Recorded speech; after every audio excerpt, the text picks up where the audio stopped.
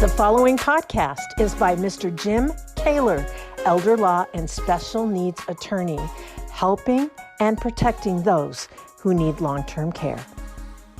And welcome everyone to Answers for Elders Podcast Network. And we are here with the wonderful, amazing Jim Koewler, who is answering all of our questions that all of us have. And it's that time of year where you are probably witnessing a lot of commercials about Medicare. I know for us, I don't know how many things that we talk about, when we're watching a football game or any sort of TV show, and all of a sudden you've got people like Joe Namath or, different types of celebrities talking about, different types of plans. And, those of us that are baby boomers, we all have to look at our 65th birthday of what's coming up. And we have a million questions. Just last night, it's so amazing. My brother-in-law came to me, he's 3 years younger than me. And he says, I don't even know what this stuff is. And I think the majority of us, I know when it came time for me to sign up for Medicare, I was totally clueless, and I've been in the industry for 10 years. So I am so glad that Jim Koewler from the Koewler Law Firm is here with us. Jim, welcome. And thank you for being here and answering all of our questions about the daunting Medicare. Well, I don't know if I can answer all of them. There are so many, but I'll answer what I can. Yeah. Well, I'm really excited because that's something that's daunting, and that all of us, no matter what you're doing, when you're in this world, you reach that 65-year-old milestone, and things change, don't they? And I'm interested in telling you, could you first start and kind of give us an overview of, what is Medicare and why does it shift when on our 65th birthday? I mean, what happens at that time? Okay. Medicare is federally subsidized, or actually federally funded health insurance for people who are 65 or older. And the magic number of 65 is just what they picked because in the 1960s, when this was created, during the Johnson administration, that was kind of the retirement age, was 65. Mm-hmm. So yeah. Medicare and at the time, Social Security, Social Security retirement started at age 65. So that's where the 65 comes from. Mm-hmm. Okay, so it's federally funded health insurance for seniors, period. Now, it's also available for people with disabilities through the SSDI program, those who have a work history, but they're not significantly different, but there are some differences, and we'll talk about that another time. Mm-hmm. But for retirees at age 65, they can claim the Social Security or not. Now, people who are just now turning 65, that's not full retirement age anymore. Right. But that's a Social Security discussion. But that does create some confusion between full retirement age for Social Security, which is not 65 anymore. Right. And Medicare eligibility, which is 65 and still 65. And as far as I can tell, is going to stay 65.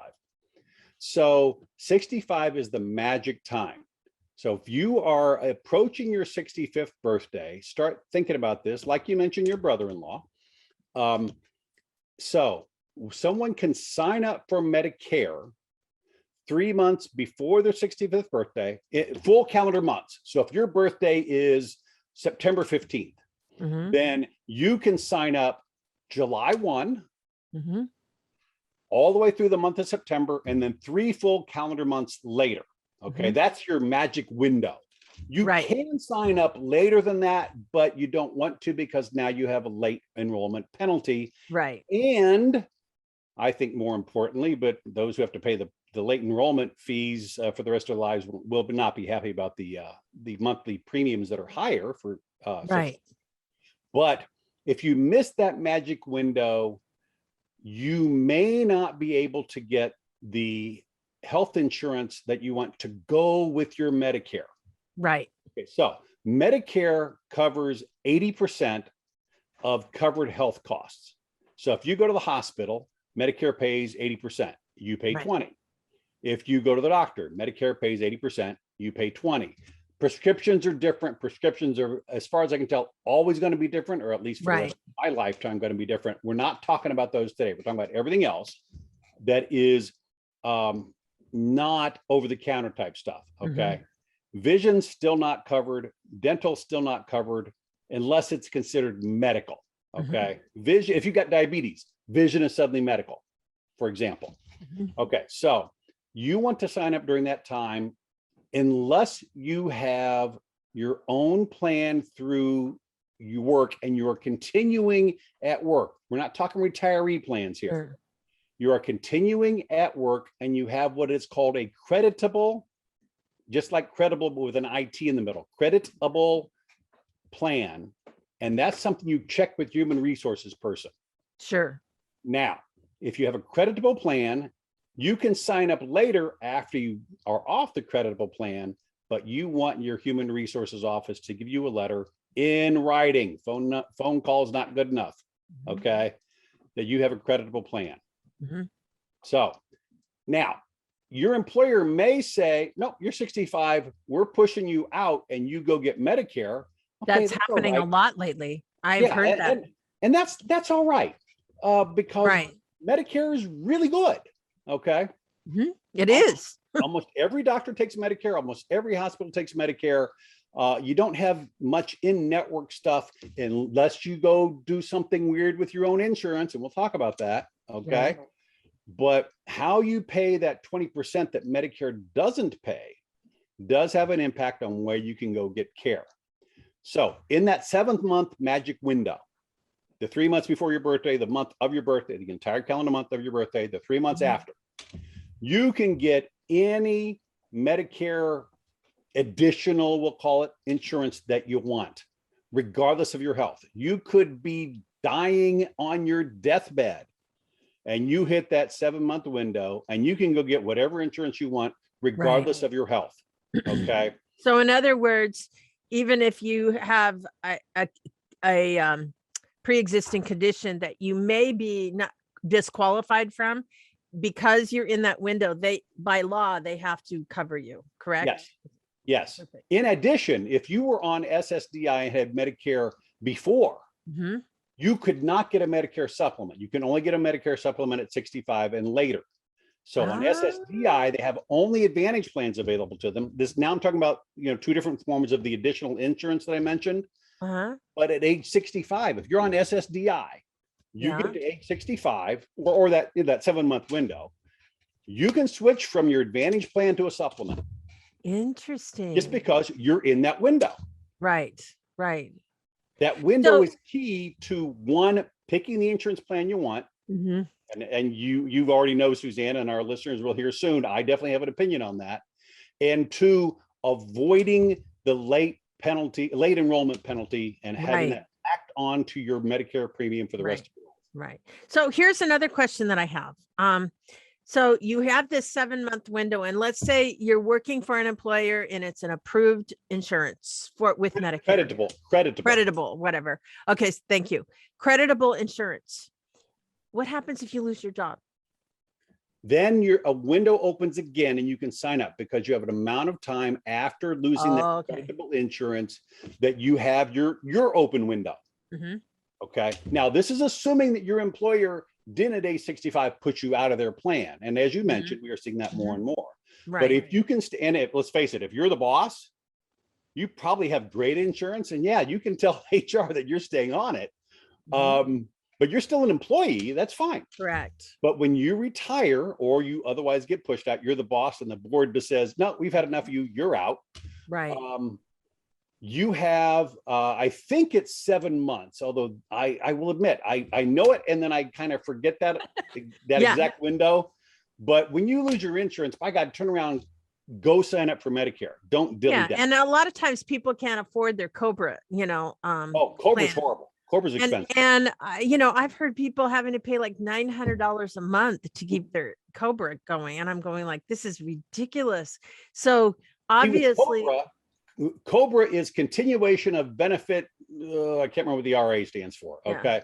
But it's a continuation of health benefits. If you lose your job, whether it doesn't matter your age, you can get Cobra if you're on a health insurance plan. Okay.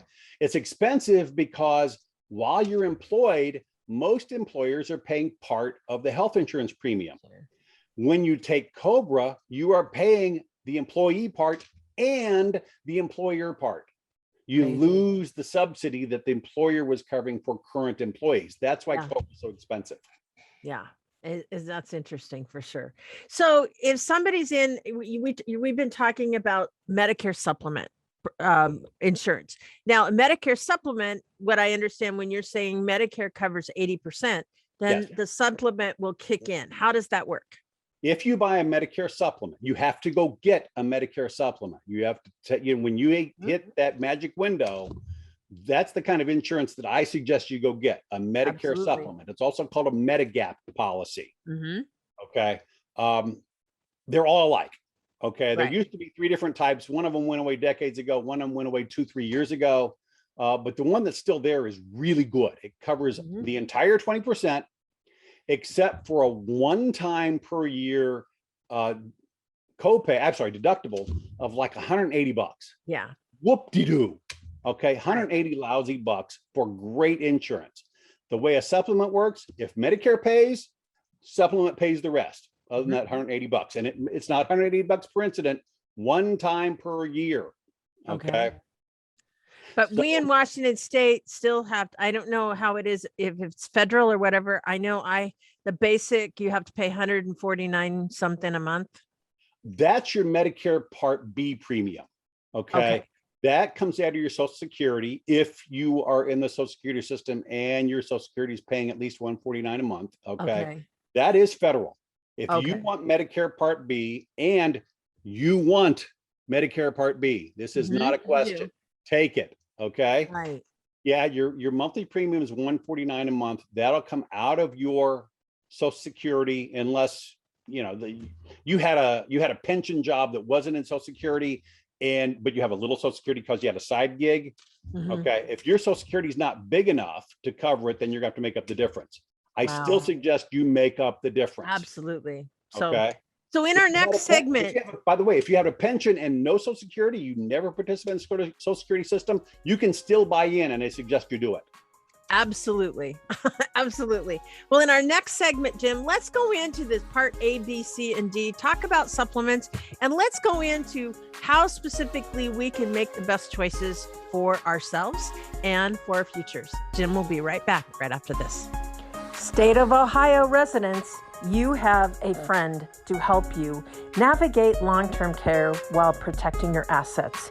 You can reach Jim at www.protectingseniors.com or just email him at jkoewler-afe, that's jkoewler, afe at protectingseniors.com.